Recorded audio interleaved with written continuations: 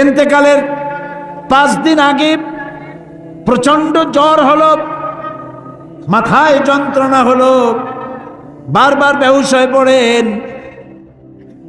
যে রাত্রে ইন্তেকাল করবেন সেই রাত্রে সাহাবায়ে কেরাম কেউ ঘরে ফেরে নাই, সবাই কাঁদতেছে। সকলের ধারণা নবীজি খুব তাড়াতাড়ি বিদায় হয়ে যাবেন। ঘরের মধ্যে স্ত্রীরা কাঁদেন, জামাই কাঁদে, নাতি নাতনি কাঁদেন। সব থেকে বেশি কাঁদছেন হযরতে মা ফাতিমা রাদিয়াল্লাহু তাআলা আনহা। রাসূলুল্লাহর হুশ এলো, হযরত ফাতেমার কান্না দেখে কাছে ইশারা করে ডাকলেন, কানে কানে কি যেন বললেন। হযরত ফাতেমার কান্না বন্ধ হয়ে গেল। হযরত আয়েশা ফাতেমাকে ডেকে বলেন, মা তোমার আব্বা জান কি তোমারে বলল, কান্না বন্ধ হলো তোমার? হযরত ফাতেমা বলেন, মা আমার আব্বা জান আমাকে কানে কানে বললেন, মা কাঁদিস না, তোর কান্না আমার বরদাস্ত হয় না। আমি তোমাকে সুসংবাদ শোনাই, আমি মরে যাওয়ার পর সবার আগে তোমার সাথে আমার দেখা হয়ে যাবে। হযরত ফাতেমা বুঝতে পেরেছেন এর অর্থ হলো রাসূলের ইন্তেকালের পরে আত্মীয় স্বজনের ভিতরে সর্বপ্রথম ফাতেমার ইন্তেকাল হবে। হয়েছিল তাই। রাসূলুল্লাহ বেহুশ হয়ে পড়লেন, আবার হুশ হলো, আবার বেহুশ হলেন। ফজরের পরে হযরত জিবরাইল এসে বলছেন, আসসালামু আলাইকা ইয়া রাসূলুল্লাহ, হে আল্লাহর রাসূল, আল্লাহ আপনাকে সালাম বলেছেন আর তিনি জানতে চেয়েছেন আপনি কেমন আছেন। তিনি জানেন আপনি কেমন আছেন, তারপরেও তিনি জানতে চেয়েছেন আপনার মুখে আপনি কেমন আছেন। নবীজি বললেন, আমি বড়ই কষ্টের ভিতরে আছি, অসুস্থ আছি। হযরতে জিবরাইল বলছেন, ইয়া রাসূলুল্লাহ, একজন নতুন ফেরেশতা এসেছে আজ আমার সাথে, যে ফেরেশতা কোনো মানুষের কাছে আসার জন্য অনুমতি কোনোদিন চায় নাই আর কোনোদিন চাবেও না, শুধু আপনার অনুমতি চায় আপনার কাছে আসার জন্য। সে ফেরেশতার নাম মালাকুল মউত। হযরতে মালাকুল মউত রাসূলের অনুমতি নিয়ে রাসূলের জাসাদ মুবারকের কাছে এসে সালাম পেশ করলেন। বললেন, ইয়া রাসূলুল্লাহ, আদম আলাইহিস সালাম থেকে নিয়ে শুরু করে এই পর্যন্ত আমি যত মানুষের জান কবজ করেছি আর কিয়ামত পর্যন্ত যত মানুষের জান কবজ করব, কারো কাছে অনুমতি চাই নাই, অনুমতি চাওয়াও আমার লাগবে না। কিন্তু আজকে আসার সময় আল্লাহ রাব্বুল আলামিন আমাকে বলেছেন আমি যেন আপনার অনুমতি চাই। রাসূলুল্লাহ বললেন, মালাকুল মউত, আমি যদি তোমাকে অনুমতি না দেই? হযরতে মালাকুল মউত বলেন, ইয়া রাসূলুল্লাহ, আল্লাহ তাআলা বলেছেন অনুমতি যদি না পাও ফিরে এসো। আল্লাহু আকবার, আল্লাহু আকবার। হযরতে জিবরাইল বলেন, ইয়া রাসূলুল্লাহ, আল্লাহ রাব্বুল আলামিন আপনার সঙ্গে দিদারের ইন্তজার করতেছেন।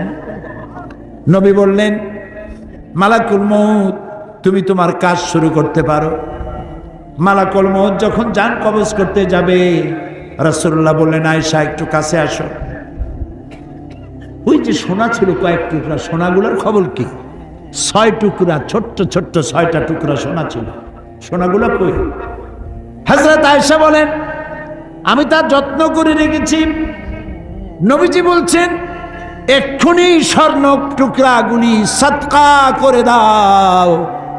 আমি মুহাম্মদ সাল্লাল্লাহু আলাইহি সাল্লাম আল্লাহর দরবারে এই অবস্থায় উপনীত হতে চাই না যে মুহাম্মদের ঘরের ভিতরে সোনা আছে।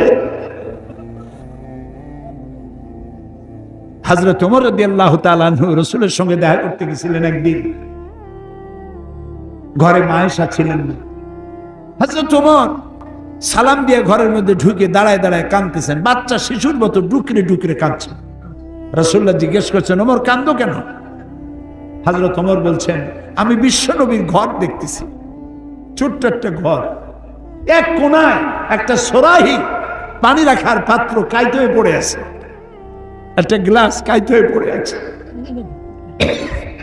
আর এক কোনায় 1 কেজি কি আধা কেজি জব পড়ে আছে, আর রাসূল শুয়ে আছেন দড়ি দিয়া বুনানো একটা খাটিয়ার উপরে, চাদর নাই, বালিশ নাই, হাত মোবারক মাথার তলে দিয়ে শুয়ে আছে, পিঠ মোবারকে দড়ির দাগ কেটে আছে। হযরত ওমর বলছেন, ইয়া রাসূলুল্লাহ, আমি তো বরদাস্ত করতে পারছি না। বিশ্বনবী, তার পিঠে দড়ির দাগ, পানির পাত্র কাইট হয়ে পড়ে আছে, খাট নাই, বালিশ নাই, আপনি আমাকে অনুমতি দেন, আমি আপনার জন্য একটা তোষক বানাই নিয়ে আসি।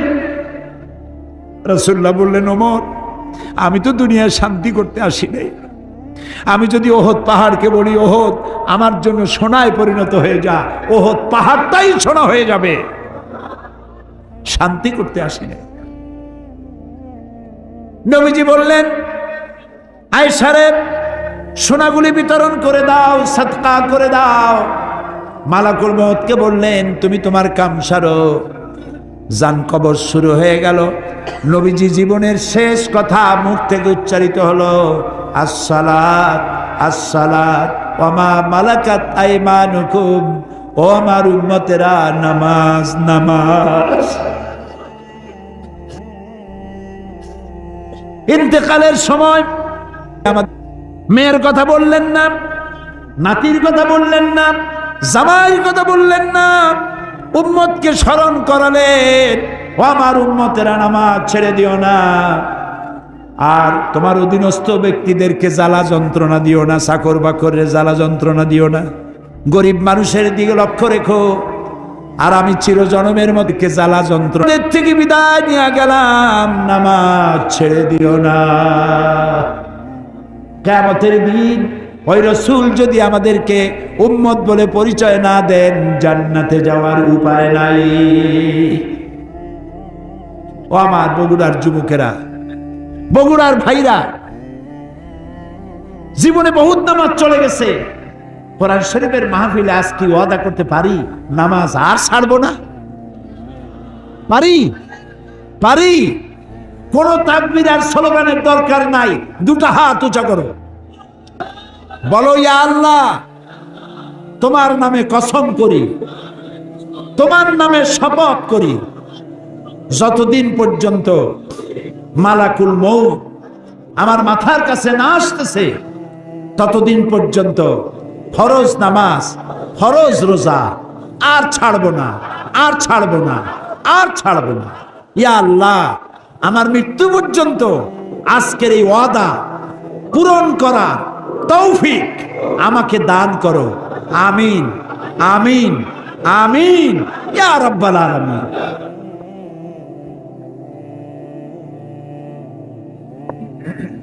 প্রিয় ভাই সব,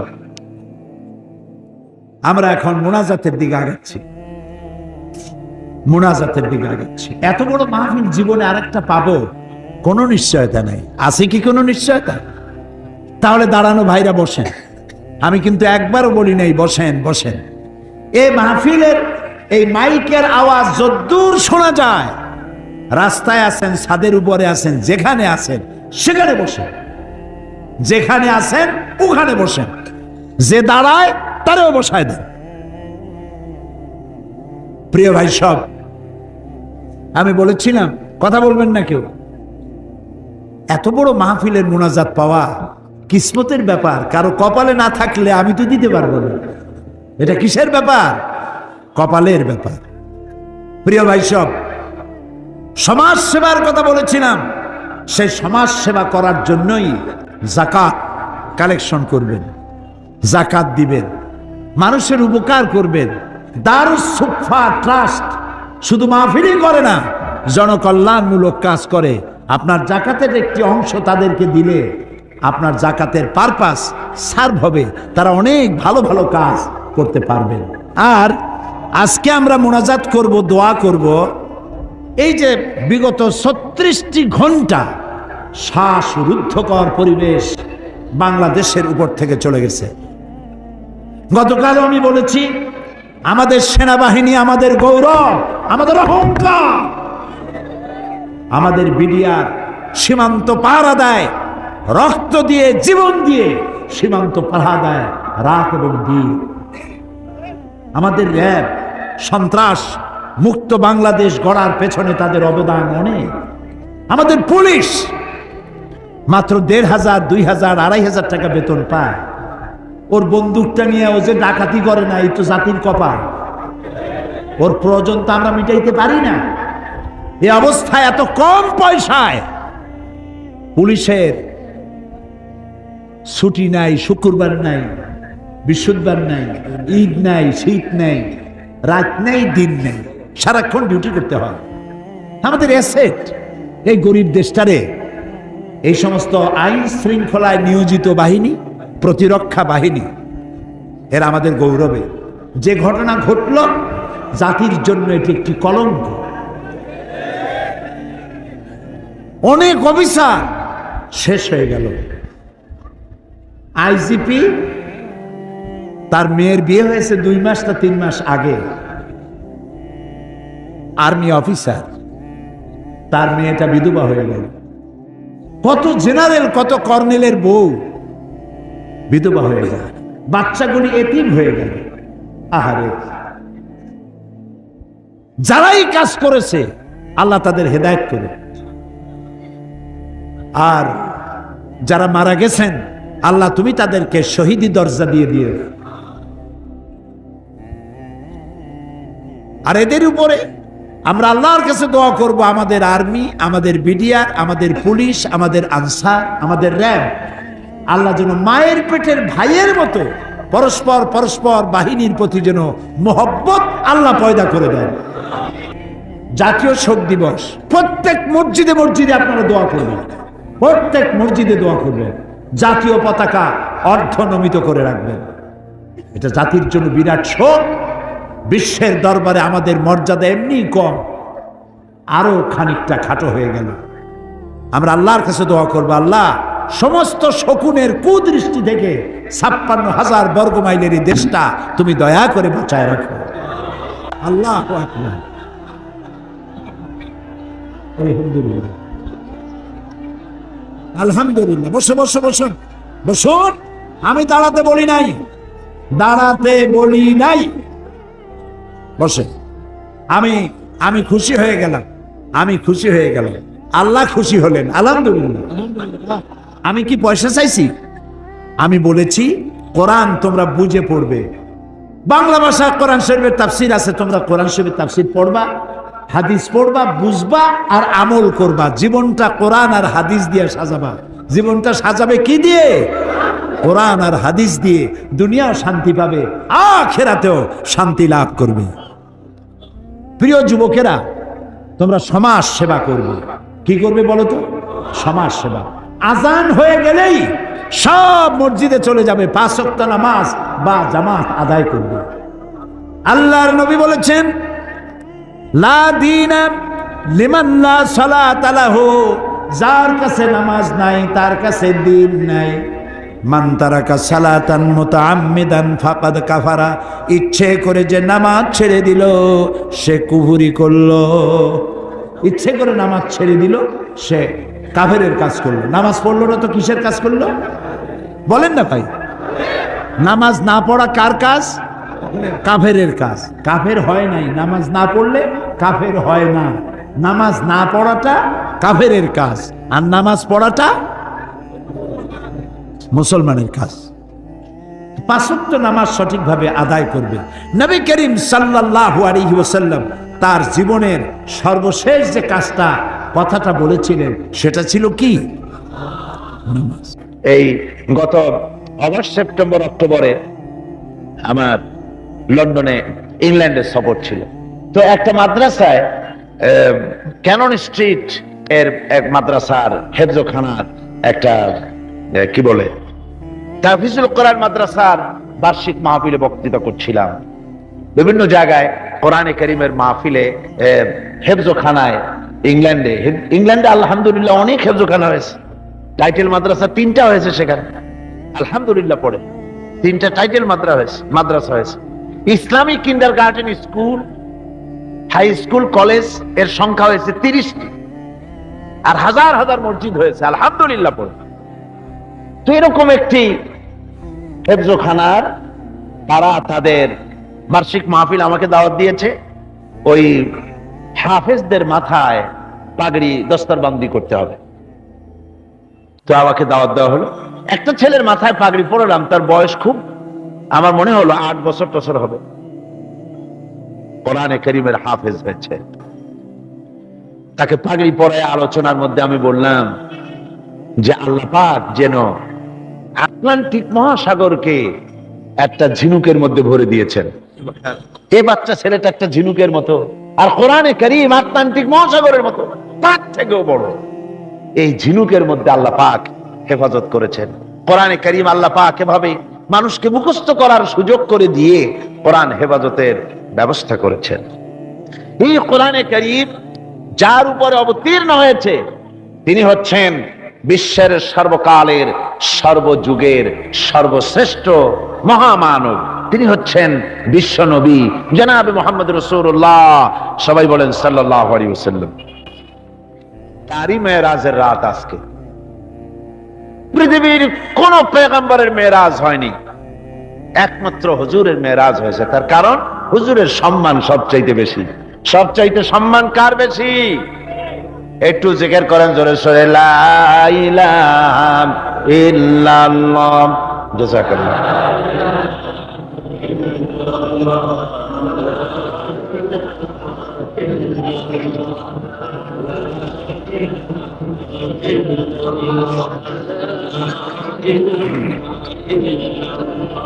লা ইলাহা ইল্লাল্লাহ মুহাম্মাদুর রাসূলুল্লাহ।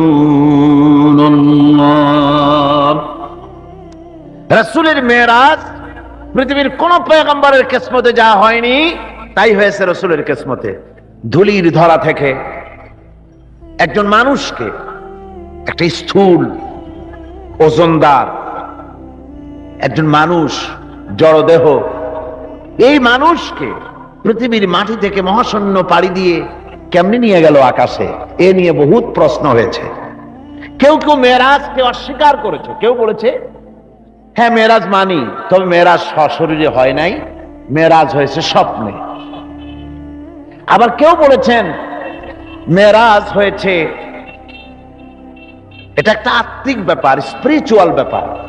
সশরীরে মেরাজ অনেক অস্বীকার করেছেন। তাদের যুক্তি হলো যে ল অফ গ্রাভিটেশন, মাধ্যাকর্ষণ শক্তি পাড়ি দিয়ে একটা স্থূল জড় শরীর, এটা উঠলো কি করে? এটা তো ওঠার কথা নয়। আপেল গাছ থেকে আপেলটা ছিঁড়ে যখন পড়ে তখন তো উপরে যায় না, সেটা মাধ্যাকর্ষণ শক্তির বলে নিচে নামে, উপরে তো যায় না। কাজে মাধ্যাকর্ষণ শক্তি ল অফ গ্রাভিটেশনকে পার হয়ে কি করে একটা মানুষ উপরে চলে গেল? এ হলো 1 নম্বর প্রশ্ন, যারা অস্বীকার করে তাদের প্রশ্ন। 2 নম্বরে তাদের প্রশ্ন যে বুঝলাম না হয় কোনো কায়দা করে গেলেন, যায়া সে কি ঘরের কাছের ব্যাপার? কোথায়? এখান থেকে চাঁদ হলো 2,32,000 মাইল, সূর্য হলো 9,30,00,000 মাইল, তারপরে মিল্কি ওয়ে, গ্যালাক্সি, এগুলি তারকার রাজ্য, উপগ্রহের রাজ্য, গ্রহের রাজ্য। তারা বলছে এটা একটা কথা নাকি? ওদের মাথায় ঢোকে না, বিশ্বাসই করতে চায় না। হুজুর ফিরে এসে যখন বসেছেন, তারপরে আবু জাহেল এসে তো বলছে যে মুহাম্মদ সাল্লাল্লাহু আলাইহি সাল্লাম প্রত্যেক দিনই তো নতুন নতুন কথা কও, আজকে কোনো নতুন কথা আছে নাকি? হুজুর বলছেন হ্যাঁ কথা আছে। কি বলে? এই যে শেষ রাত্রে আমার ফুফু উম্মু হানির ঘরের থেকে জিবরাইল এসে আমারে নিয়ে গেল, বাইতুল মাকদাসে গেলাম, 2 রাকাত নামাজ পড়লাম, এরপরে ওইখান থেকে আমাকে 7 আকাশ পাড়ি দেওয়া হলো, মহাশূন্য পাড়ি দিয়ে 7 আকাশ পাড়ি দিয়ে তারপরে আরশে আজিমে গেলাম, আল্লাহর সঙ্গে কথা বললাম, বেহেশত দোজখ দেখলাম, এরপরে এই যে আইসা কেবল ফজর পড়ে বসছি। আবু জাহেল কয় যে সর্বনাশ খাইছে, এতদিন মনে করছিলাম তুমি পাগল, কিন্তু কোনো সবুত ছিল না, আর আজকে দলিল মিলে গেল, প্রমাণ মিলে গেল তুমি একটি বদ্ধ পাগল। জোরে কর নাউযুবিল্লাহি মিন যালিক। আবু জাহেল মনে মনে খুব খুশি হলো, বলল মুহাম্মদ সাল্লাল্লাহু আলাইহি ওয়াসাল্লাম তুমি কি অনুমতি দিবে? তুমি যেভাবে এই ঘটনা বললে এটা আমি মানুষকে বলে বেড়াই? অবশ্যই, তুমি যাও বলে আসো। আবু জাহেল মনে করলো এটাই হলো গোল্ডেন অপরচুনিটি, এটাই হলো সুবর্ণ সুযোগ। তার সবচাইতে বেশি ভক্ত এবং অত্যন্ত আন্তরিক অন্তরঙ্গ বন্ধু হযরত আবু বকর, এই লোকটাকে খসাতে পারলেই বাজিমাত হবে। তার বাড়ি গিয়ে বলছেন, আবু বকর শুনেছে বলে কি? কয় যে মুহাম্মদ সাল্লাল্লাহু আলাইহি সাল্লাম পাগল হয়ে গেছে। বলে কিরকম? কয় যে এই সব কথা তিনি বলতেছেন এখন। হযরত আবু বকর বলছেন, আবু জাহেল তুমি যা বললে আমার রাসূল কি হুবহু এরকম বলেছেন? আবু জাহেল বলছে, হ্যাঁ ঠিক এরকমই বলেছেন। হযরত আবু বকর বলছেন, আবু জাহেল শোনো, হুজুর সত্য বলেছেন, নিঃসন্দেহে তার মেরাজ হয়েছে, কোনো সন্দেহ নাই। হযরত আবু বকর আবু জাহেলকে ধরে নিয়ে আসলেন কাবা শরীফে, মসজিদে হারামে এসে বলছেন, হুজুর আমি এই আবু জাহেলের কাছে শুনলাম আপনি নাকি কি কি বলেছেন। হুজুর মেরাজের ঘটনা শোনালেন। হযরত আবু বকর বললেন, আপনি সত্য বলেছেন। হুজুর বলেন, আবু বকর তুমি আজ থেকে সিদ্দিক। সুবহানাল্লাহ। ভাইরা, মেরাজকে অনেকেই অস্বীকার করেছে, আর অস্বীকার করার যুক্তি কারো কারো থাকতে পারে যাদের ঈমান দুর্বল। কি করে সম্ভব? সজাগ করিয়া কিভাবে এই হাজার হাজার লক্ষ কোটি কোটি মাইল পাড়ি দিয়ে কিভাবে নিয়ে গেল, এটা কেমনে সম্ভব? এটা মানুষের মাথায় সহজে ঢুকবে না। মানুষের মাথায় সহজে ঢুকবে কোন? কি বলেন ঢুকবে? বিষয়টা খুবই কঠিন, বিষয়টা সহজে মানুষের মাথায় ঢুকবে না। এই জন্যে ঘটনাটা যেখানে আল্লাহ শুরু করেছেন, তিনি ঘটনাটা বর্ণনা দিচ্ছেন এইভাবে, সুবহানাল্লাযী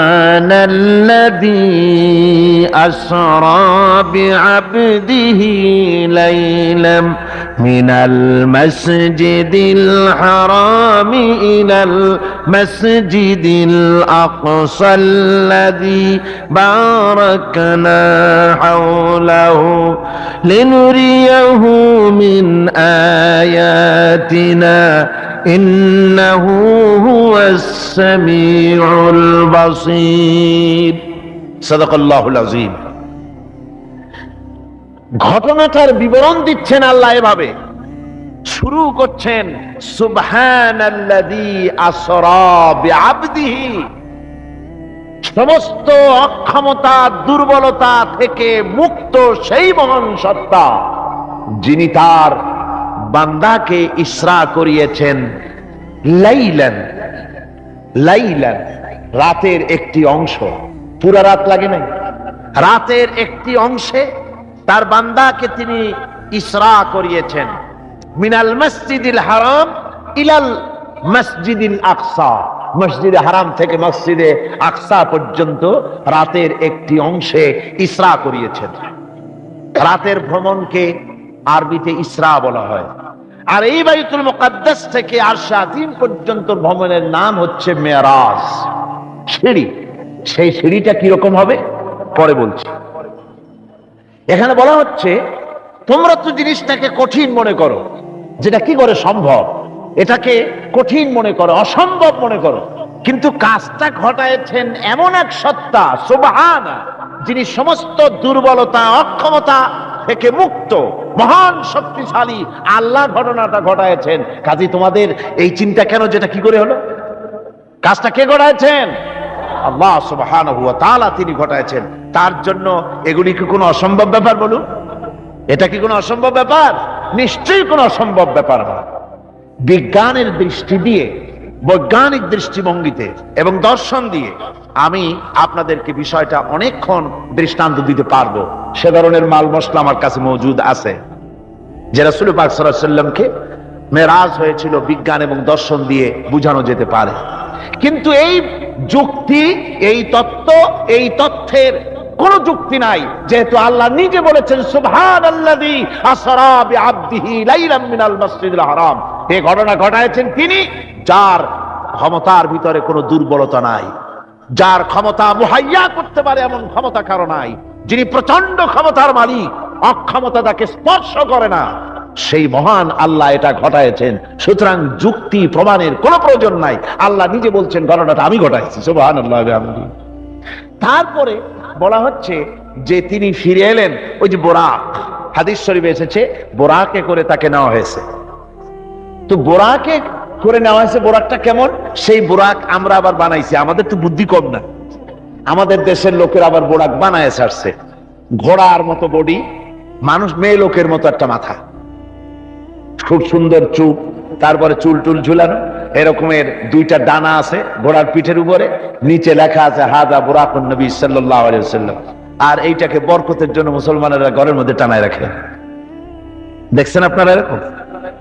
এরপরে আবার আরো একটা জিনিস বরকতের জন্য ইদানিং বেরিয়েছে, 15 টাকা 20 টাকা বিক্রি হয়, সুন্দর সুন্দর অফসেট পেপারে হুজুর সাল্লাল্লাহু আলাইহি ওয়াসাল্লামের পাগড়ি, হুজুর সাল্লাল্লাহু আলাইহি ওয়াসাল্লামের পায়ের জুতা, তারপরে হুজুর সাল্লাল্লাহু আলাইহি ওয়াসাল্লামের হাতের লেখা চিঠি, কই কই থেকে এগুলি সংগ্রহ করে এগুলি বিক্রি করার ব্যবস্থা করছে, লোকেরা বরকতের জন্য এগুলি রাখতেছে। হুজুর সাল্লাল্লাহু আলাইহি ওয়াসাল্লামের পাগড়ির কোন ছবি পৃথিবীর কোন মানুষের কাছে থাকার কোনো প্রমাণ নাই। সুতরাং এগুলি বাজে, এগুলি কিনে রেখে বরকতের জন্য এগুলি রাসূলকে তাওহীন করা হয়, এর দ্বারা ইজ্জত করা হয় না। রাসূলের পাগড়ি 20 টাকা দিয়ে কিনবেন আপনি? আজীব তামাশা। বোরাক বানানো হয়েছে। বোরাক হচ্ছে কি? বোরাক হচ্ছে অর্থাৎ যে জানে করে তাকে নেওয়া হয়েছিল সেটা ছিল বোরাক বারকুন থেকে, বৈদ্যুতিক শক্তি সম্পন্ন, এমন বৈদ্যুতিক শক্তি, বিদ্যুৎ তো আলো, বিদ্যুৎ কি? তা আলো। আর আলোর শক্তি কত? আলোর গতি হচ্ছে প্রতি সেকেন্ডে 1,86,000 মাইল। এটা হলো আলোর গতি। আল্লাহ পাক রাসূলকে যে জানে করে নিয়েছিলেন সেটা ছিল এই ধরনের একটি গতি, প্রচন্ড গতি সম্পন্ন একটি যান। এই জানে করে আল্লাহ তাকে নিয়ে গেলেন, তারপরে তাকে ফেরত দিলেন। এসে তিনি দেখলেন যে উজু করে গেছিলেন সেই উজুর পানি তখনও গড়াচ্ছে। এটা কি করে সম্ভব? এটা সম্ভব এইভাবে সম্ভব। আমি একটা দৃষ্টান্ত শুধু দিতে বাধ্য হচ্ছি, দৃষ্টান্ত দেওয়ার কোনো প্রয়োজন পড়ে না, যেহেতু কাজটা আল্লাহ করেছেন। কাজটা কে করেছেন? বোঝার জন্য ছোট্ট একটা দৃষ্টান্ত দেই, তাহলে বুঝতে একটু সুবিধা হবে। যেমন আমাদের দেশে বিভিন্ন সময় বিভিন্ন দেশ থেকে রাষ্ট্রপ্রধানরা আসে। ওই রাষ্ট্রপ্রধানরা আসতে পরে এয়ারপোর্ট থেকে নিয়ে শুরু করে অতিথি ভবন অথবা বঙ্গভবন পর্যন্ত কয়েকটা রাস্তা গভর্নমেন্ট নিয়ন্ত্রণ করে। এই রাস্তাসমূহে ট্রাফিক চলাচল বন্ধ করে দেওয়া হয়। পত্র পত্রিকায়, রেডিও, টেলিভিশন ঘোষণা করে যে রাষ্ট্রীয় অতিথি বিমানবন্দর থেকে শুরু করে তার অতিথি ভবন পর্যন্ত না যাওয়া কালীন এই রাস্তায় সাধারণ যানবাহন চলাচল করবে না, বেলা এতটা থেকে এতটা পর্যন্ত বন্ধ থাকবে। তারপরে মেহমান চলে গেল, মেহমান নামলো, গাড়িতে উঠলো, মোটর শোভাযাত্রা সহকারে তাকে অতিথি ভবন অথবা বঙ্গভবন নিয়ে যাওয়া হলো। এরপরে স্বাভাবিক প্রক্রিয়া, আবার ট্রাফিক চলাচল শুরু হয়ে গেল। এই রাস্তাসমূহে ট্রাফিক চলাচল বন্ধ করে দেওয়া হয়। পত্র পত্রিকায়, রেডিও, টেলিভিশন ঘোষণা করে যে রাষ্ট্রীয় অতিথি বিমানবন্দর থেকে শুরু করে তার অতিথি ভবন পর্যন্ত না যাওয়া কালীন এই রাস্তায় সাধারণ যানবাহন চলাচল করবে না, বেলা এতটা থেকে এতটা পর্যন্ত বন্ধ থাকবে। তারপরে মেহমান চলে গেল, মেহমান নামলো, গাড়িতে উঠলো, মোটর শোভাযাত্রা সহকারে তাকে অতিথি ভবন অথবা বঙ্গভবন নিয়ে যাওয়া হলো। এরপরে স্বাভাবিক প্রক্রিয়া, আবার ট্রাফিক চলাচল শুরু হয়ে গেল। আমার ভাইরা, এইটা যদি পৃথিবীর সামান্য সলিমদ্দি কলিমদ্দির জন্য যদি এই ব্যবস্থা হয়, এই দুনিয়ার প্রেসিডেন্ট গুলা, এই পৃথিবীর নেতৃস্থানীয় ব্যক্তিবর্গ সলিমদ্দি কলিমদ্দি ছাড়া আর কিছুই না। আজ আছে কাল নাই, ঠিক কিনা গণ? আজ আছে কাল নাই, কিন্তু এদের মাথায় সেই আকল নাই, বুঝতে চেষ্টা করে না। যেই ক্ষমতা আসে সে মনে করে বাপের বাড়ির সম্পত্তি পেয়ে গেছি, সুতরাং যত খুশি নিজের ইচ্ছে মতো শয়তানি বদমাশি চালাতেই থাকে। সেই জন্য বলছি, সলিমদ্দি কলিমদ্দি সাধারণ টাইপের মানুষ, এদের জন্য যদি ট্রাফিক চলাচল বন্ধ করে দেওয়া হয়, তাহলে কোন সাধারণ মেহমান নয়, আকাশ ও জমিনে আল্লাহর পরে সবচাইতে বড় মর্যাদা কার? রাসূলের। জোরে চিল্লায় বলতে হবে, সবচাইতে বড় মর্যাদা কার? আল্লাহর পরেই মর্যাদা। চারটিখানি কথা নয়, ভালো করে বুঝতে হবে, মাথা খাটায় বুঝতে হবে। আল্লাহর পরে সর্বশ্রেষ্ঠ মর্যাদা হচ্ছেন মুহাম্মদ রাসূলুল্লাহ সাল্লাল্লাহু আলাইহি ওয়াসাল্লাম। আল্লাহ রাব্বুল আলামিন তিনি এই পৃথিবীর বুকে পৃথিবীকে সৃষ্টি করেছেন। তিনি পৃথিবীর স্রষ্টাকে, সন্দেহ নাই তো? তাহলে সবাই বলুন, পৃথিবীর স্রষ্টাকে? আর মানব গোষ্ঠীর স্রষ্টাকে? আল্লাহ সুবহানাহু ওয়া তাআলা। তিনি এই পৃথিবীকে পরিচালনা করার জন্য বিধান নাজিল করেছেন নিজের পক্ষ থেকে। আর কিছু সংখ্যক মানুষকে তিনি সিলেক্ট করে দায়িত্ব দিয়েছেন এই বিধান পরিচালনা। এই পৃথিবীকে যদি আমরা একটা প্রভিন্স বলি, একটা প্রদেশ বলি, অর্থাৎ আল্লাহর বিশাল সাম্রাজ্য। আল্লাহর কি সাম্রাজ্য? বিশাল সাম্রাজ্য, আকাশ এবং জমিন, এর মধ্যে যা কিছু আছে, এর বাইরে যা কিছু আছে, এই বিশাল সাম্রাজ্যের ভেতরে ভূমণ্ডল হচ্ছে একটি প্রভিন্সের মতো, একটা ছোট্ট রাষ্ট্রের মতো। আর কেন্দ্রীয় রাষ্ট্র যেমন, কেন্দ্রীয় সরকার যেমন তার বিভিন্ন প্রভিন্সে ভাইসরয়, গভর্নর নিযুক্ত করেন, ওইভাবে করে আল্লাহ রাব্বুল আলামিন তার এই ভূমণ্ডলকে পরিচালিত করার জন্য কিছু সংখ্যক ভাইসরয়, গভর্নর নিযুক্ত করেছিলেন নিজের পক্ষ থেকে। তারা হচ্ছেন আম্বিয়া আলাইহিমুস সালাম, তারা হচ্ছেন নবী, তারা পয়গম্বর। তাদের কাছে আল্লাহর পক্ষ থেকে সরাসরি বাণী এসেছে। আজকে যেহেতু লাইলাতুল মেরাজ, সঙ্গত কারণেই মেরাজের কথা বললেই ভালো হবে, নাকি বলেন? রাসূল পাক সাল্লাল্লাহু আলাইহি ওয়াসাল্লাম সহ এই পৃথিবীতে যত নবী এসেছেন সমস্ত নবীরা হচ্ছেন আল্লাহর মনোনীত, কেউ নির্বাচিত নন। নবীরা সব কি মনোনীত? কে মনোনীত করেছেন? আল্লাহ সুবহানাহু ওয়া তাআলা, তিনি মনোনয়ন দান করেছেন। নবীদের মধ্যে সমস্ত নবীরাই হচ্ছেন পুত পবিত্র, মাসুম, বেগুনাহ। লা নুফাররিকু বাইনা আহাদিম মির রুসুলি, আমরা নবীদের মধ্যে কোনো পার্থক্য সূচিত করি না, আমরা সমস্ত নবীদের উপরে ঈমান আনি। তবে নবীদের মধ্যে আল্লাহ রাব্বুল আলামিন কারো কারো ফজিলত কারো থেকে কিছু বেশি করেছেন, এ কথা আল্লাহ নিজেই বলেছেন, কারো ফজিলত কারো উপরে আমি প্রদান করেছি। তো কোরআনে কারীমে আল্লাহ পাক বলছেন যে কারো থেকে কারো একটু ফজিলত বেশি দেওয়া হয়েছে, কিন্তু সমস্ত নবীদেরকে তিনটি জিনিস দেওয়া হয়েছে সমানভাবে। কয়টি জিনিস? মনে রাখুন, তিনটি জিনিস সকলকে দেওয়া হয়েছে। একটি হচ্ছে ওহী, ওহী ছাড়া নবী হওয়া যায় না, ওহী সকল নবীতেই পেয়েছেন। 2 নম্বরে নবীদেরকে দেওয়া হয়েছে মুজিজা। 3 নম্বরে সমস্ত নবীদেরকে দেওয়া হয়েছে উন্নত মানের চরিত্র। একটা হচ্ছে ওহী, একটা মুজিজা, আর একটা উন্নত মানের চরিত্র। ওহী তো বুঝিনি, ওহী কি? ওহী হচ্ছে আল্লাহর বাণী। ওহীটা কি? আল্লাহর বাণী। সেটা নাজিলের পদ্ধতি কি? আল্লাহ রাব্বুল আলামিন কোন বান্দার সাথে সরাসরি কথাবার্তা বলেন না।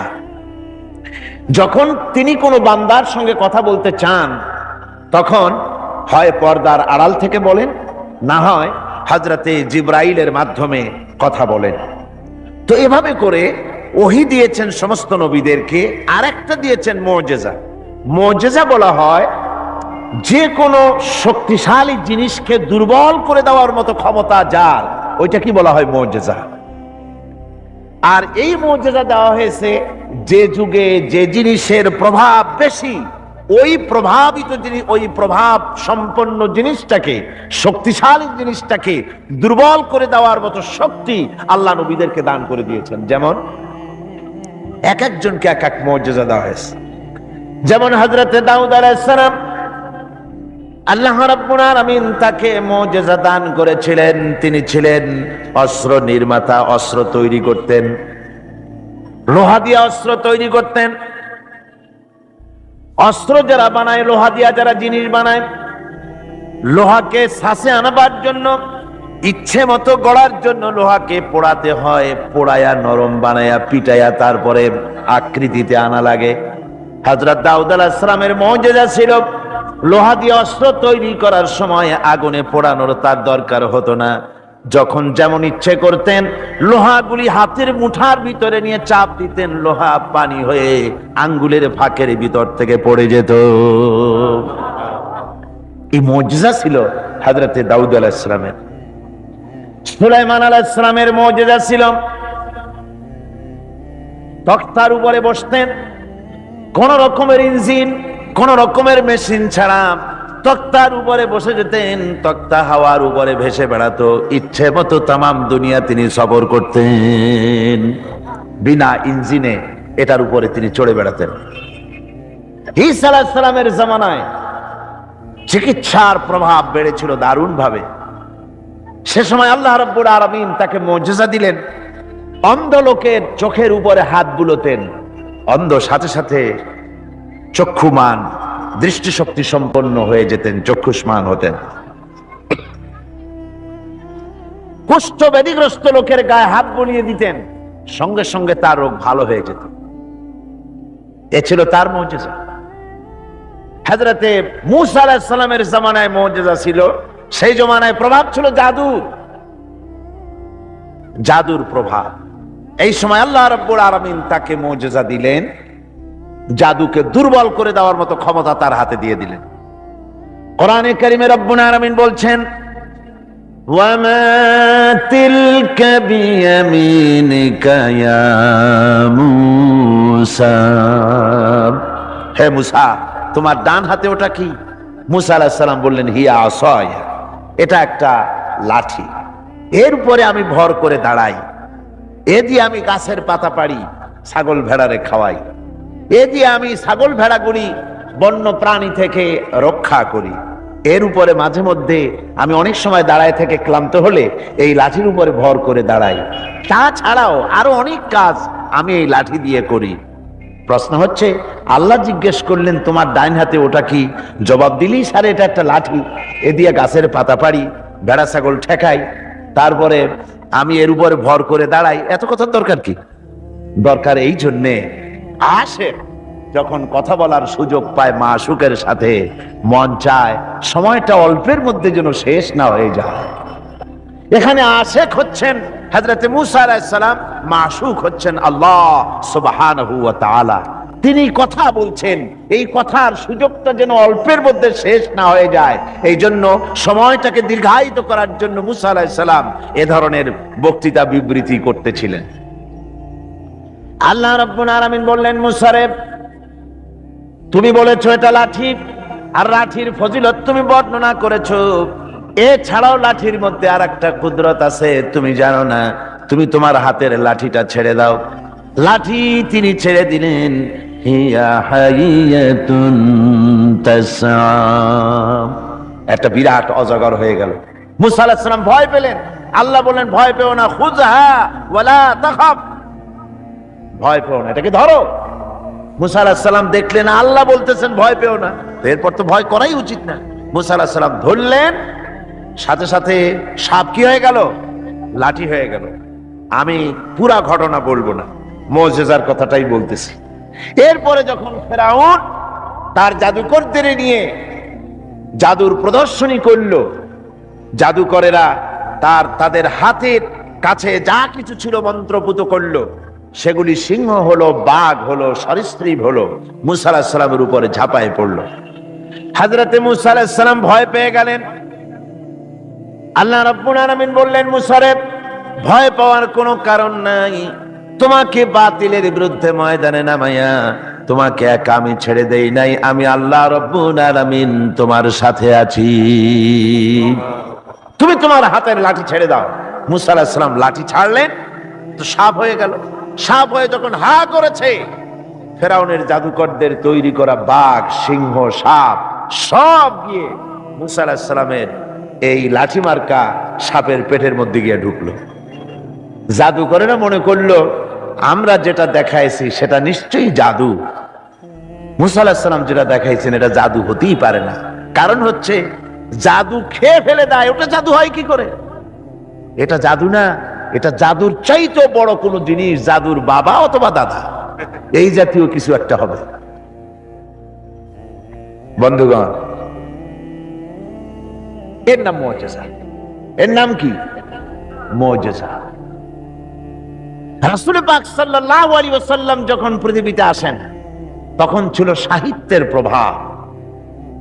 সাহিত্য এত প্রভাবিত, তখন প্রভাব বিস্তার করেছে যে তারা কবিতা রচনা করে করে, সাহিত্য রচনা করে করে কাবা শরীফের সাথে লটকায় দিত, চ্যালেঞ্জ করত, পারলে এইটার সাথে মোকাবেলা করো। সেই যুগে আল্লাহ পাক নাজিল করলেন কোরআন। রাসূল পাক সাল্লাল্লাহু আলাইহি ওয়াসাল্লামের জীবনে 3000 মুজিজা রয়েছে। এই 3000 মুজিজার ভিতরে রাসূলুল্লাহ সবচেয়ে বড় মুজিজা হচ্ছে কোরআন। কোরআনে কারীম, কোরআনের মুজিজা আল্লাহ দিয়ে দিলেন। এমন সাহিত্য আল্লাহ পাক নাজিল করলেন, সাহিত্য, কবিত্ব সব কিছু এর সামনে মাথা নত করে দিল।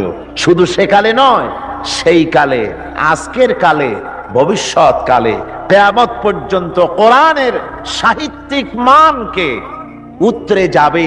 এমন সাহিত্যিকের জন্ম হয় নাই, হবেও না। সুবহানাল্লাহ। আমি বলতেছিলাম, নবীদেরকে 3টা জিনিস দেওয়া হয়েছে সমানভাবে। ওহী দেওয়া হয়েছে, মুজিজা দেওয়া হয়েছে, উন্নত মানের চরিত্র দেওয়া হয়েছে। হযরতে দাউদ আলাইহিস সালামকে যে মুজিজা দেওয়া হলো, দাউদ আলাইহিস সালাম ইন্তেকাল করলেন, মুজিজা তার কবরে চলে গেল। আজ আর পৃথিবীতে কোন মানুষ লোহা ধরে চাপ দিলে পানি হয়ে পড়ে যাবে না। সুলাইমান আলাইহিস সালাম ইন্তেকাল করলেন, মুজিজা কবরে নিয়ে চলে গেলেন। আজ আর পৃথিবীর কোন মানুষ বিনা ইঞ্জিনে তক্তায় বসলে প্লেনের মতো করে আর উড়বে না। হযরতে মুসা আলাইহিস সালাম ইন্তেকাল করেছেন, মুজিজা তার কবরে চলে গেছে। আজ আর যত ফুফা দেওয়া হোক না কেন, কোন ফুতে লাঠি আর সাপ হবে না। কি বলেন, লাঠি আর সাপ হবে কারো? হবে না। হযরত ঈসা আলাইহিস সালাম দুনিয়া থেকে বিদায় হয়ে গেলেন, মুজিজা তার সাথে চলে গেল। হযরত ঈসা আলাইহিস সালামকে আল্লাহ রাব্বুল আলামিন উঠায় নিলেন। তিনি ইন্তেকাল করেন নাই, তাকে আল্লাহ উঠায় নিয়েছেন। হযরত ঈসার সাথে মুজিজাও চলে গেল। আজ আর কেউ জন্মদের চোখের উপরে হাত বুলালে চোখ ভালো হয় না। তার মানে নবীরাও শেষ, মুজিজাও শেষ। একজন মাত্র নবী জনাবে মুহাম্মদ রাসূলুল্লাহ সাল্লাল্লাহু আলাইহি ওয়াসাল্লাম ইন্তেকাল করেছেন, কিন্তু তার মুজিজা কবরে নিয়ে যান নাই। তার মুজিজা কোরআন আজও আছে, আর কিয়ামত পর্যন্ত রাসূলুল্লাহর মুজিজা থাকবে।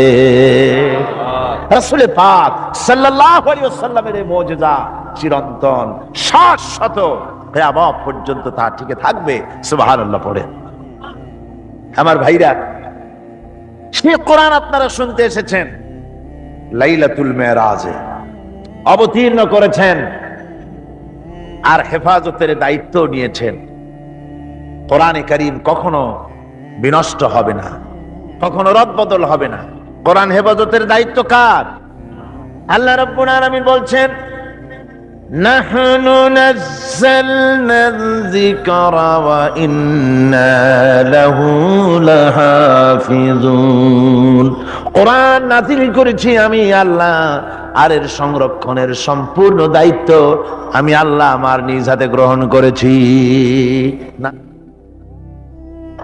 কখনো রদবদল হবে না। কোরআন হেফাজতের দায়িত্ব কার?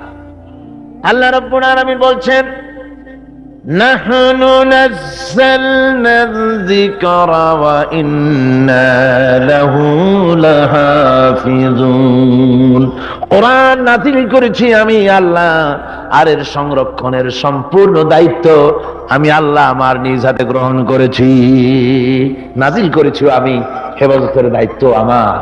সুবহানাল্লাহি ওয়া বিহামদিহি। হেফাজতের দায়িত্ব আল্লাহ নিয়ে নিলেন। কি সুন্দরভাবে হেফাজতের দায়িত্ব নিলেন। পৃথিবীতে কোনো কিতাবের হাফেজ নাই, কোনো বই হাফেজ নাই। কোন এত বড় একটা কিতাব, এটা কি সহজ ব্যাপার? এত বড় একটি কিতাব তা মানুষ মুখস্থ করেছে। আপনি আমাকে বলেন, যদি জানা থাকে, কোরআনের মতো এত বাক্য সম্বলিত কোন বই পৃথিবীর মানুষ, কোন ধর্মের মানুষ মুখস্থ করতে পেরেছে? যারা বলেন পেরেছে? পারে, কিন্তু কোরআন পেরেছে। আল্লাহ বলছেন, আমি সহজ করে দিছি মুখস্থ করার জন্য, তাই পেরেছো। কি সুন্দর হেফাজতের দায়িত্ব আল্লাহ নিলেন।